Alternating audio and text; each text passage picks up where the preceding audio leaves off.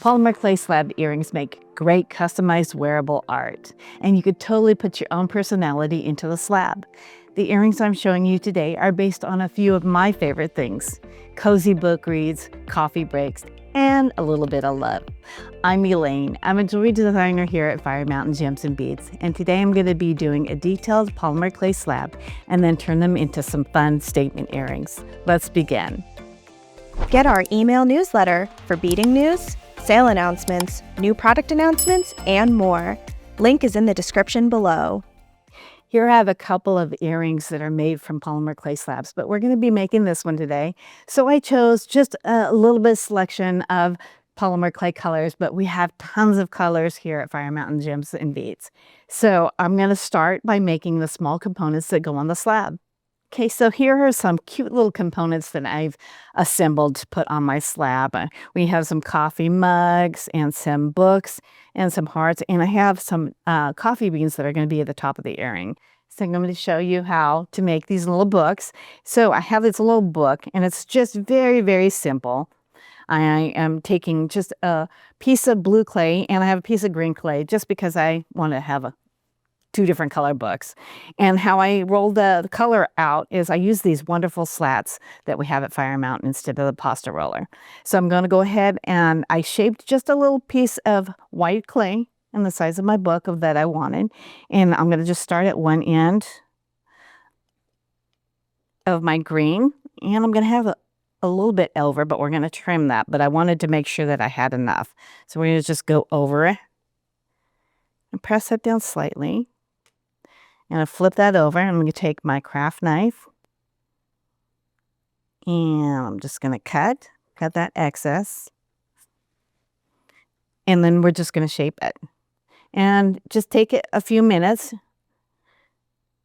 to be able to have those little book start to come together. And what we're going to do is have actually the slices come off the end of the book. So it doesn't really have to be perfect. And don't worry about the end parts because we really want this center of the book. Okay. And then I'm going to show you, since the blue one's ready to go, I'm going to show you how I ended up making those little slices. So I just going to cut one slice. And then I'm going to turn it on its side. And then with my craft knife, I'm going to also just pat it down a little bit so it's even. And I'm just going to make little score marks. And those are going to act as the little pages. And that's it. And you just keep creating how many books that you want. And then now I'm going to show you how I made the other elements. Okay, let me show you now how I made the cute little coffee mugs. So I chose this beautiful stone-looking polymer clay just because I thought it looked like an old-fashioned coffee mug. And then I have a little piece of tiny brown for the coffee color. Now, I'm only doing one, but obviously you can make a whole bunch of these at one time. I'm just making a pair of earrings, so I'm just showing you how I'm doing them one at a time. So we're going to take this little round cutter, and we're just going to make quick cut. And then I'm just going to, with my two fingers, kind of make this now circle into like an oval. So I'm just shaping it with my finger, giving it a little elongated look. And then I'm going to take my craft knife and just kind of take it and then flatten it at the bottom, just because I want a coffee mug to stand, right?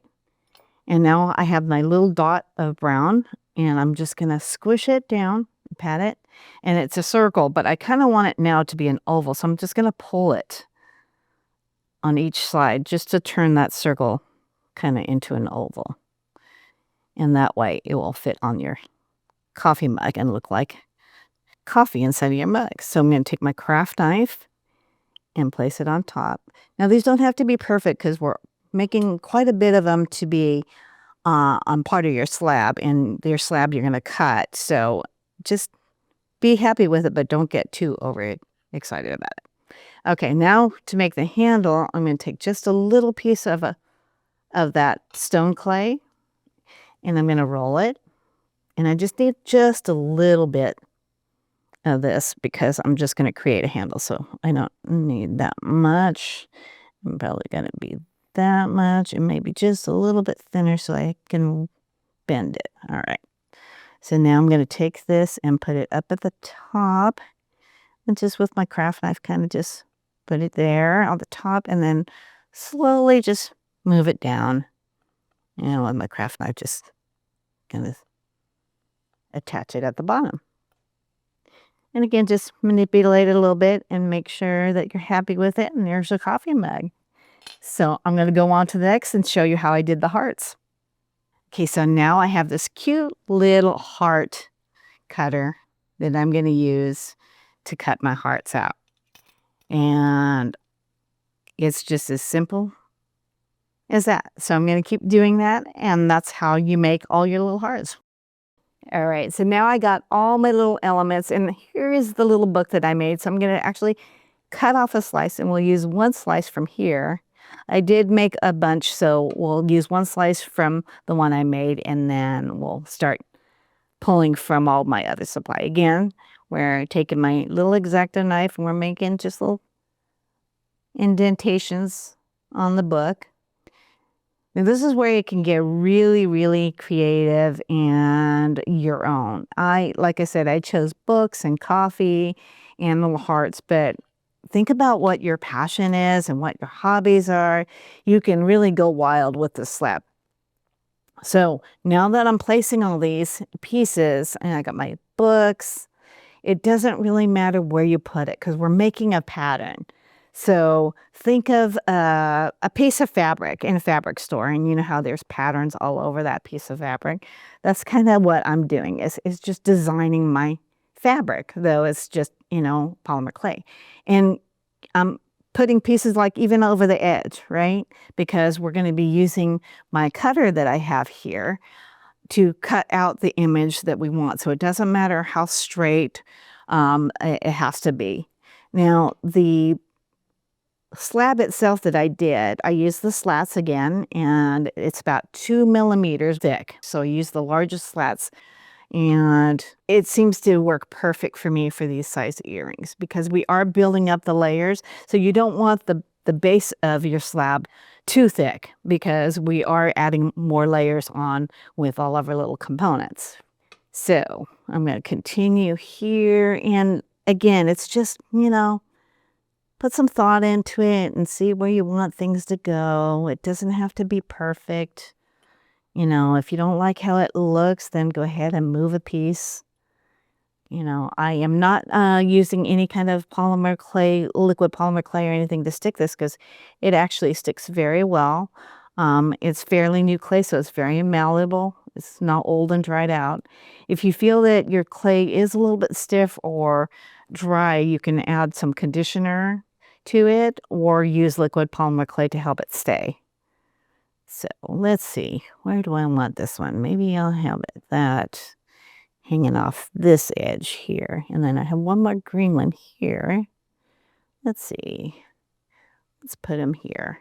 And again, it totally random. Let's see, I'm going to start with my coffee mugs now. And again, there's no rhyme or reason to how I'm doing this. You can overlap the pieces. It doesn't matter if it touches again. We're going to press it down a little bit with our roller and then have it down into the clay.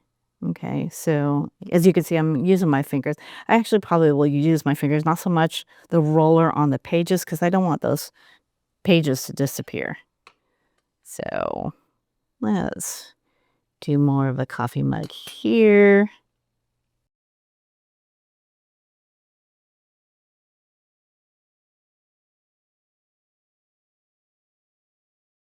All right, I'm going to add a few hearts to my slab just so I can get an idea of where I want things to go.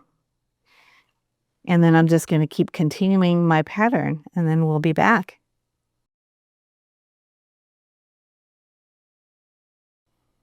So look how cute that came out. So randomly placing all the elements onto the slab. And again, doesn't it look like a piece of fabric? It's just you're creating your own pattern. So now I'm going to take my cutter that I have, and I kind of want to eyeball to kind of see where I want the best pattern. So that's why I was saying it didn't matter where you put it, because now you're using your earring cutter as a guide of where you want the best image. So I want kind of a little bit of every element in each one, right? So I think I want, that one kind of looks good because it looks like I got enough of the coffee and a little bit of book and a little bit of heart. So I'm going to choose that one as my first. I'm going to just gently put it down. Okay. Maybe that won't work. Maybe I'll stick over to this side and create. That seems like a good thing right there. I'm going to just select that one. There we go.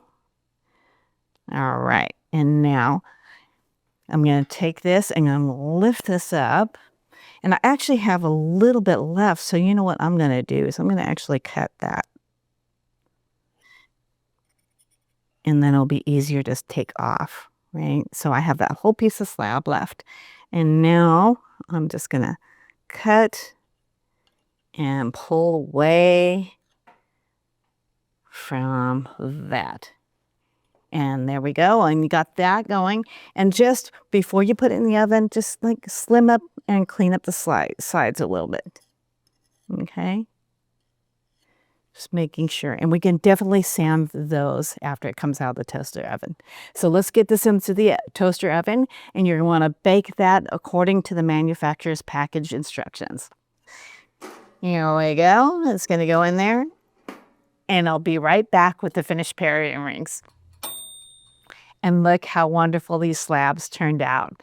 Now, I turned these into earrings, and I drilled holes in them, knowing that I had to put, jump rings in it. So just remember that you have to do that before baking. This could be made into a pendant as well. You know that little piece that I cut off earlier? I think I'm going to turn that into a pendant. The customization you put into your slab earrings are endless. These book-inspired slabs are just one way to tell a story through color, texture, and shape. Get creative when you're creating your own slab, and then tag us on social media. We'd love to see your story. And if you like videos like this, don't forget to like, share, and subscribe, and sign up for our email newsletter. Until next time, we'll see you soon.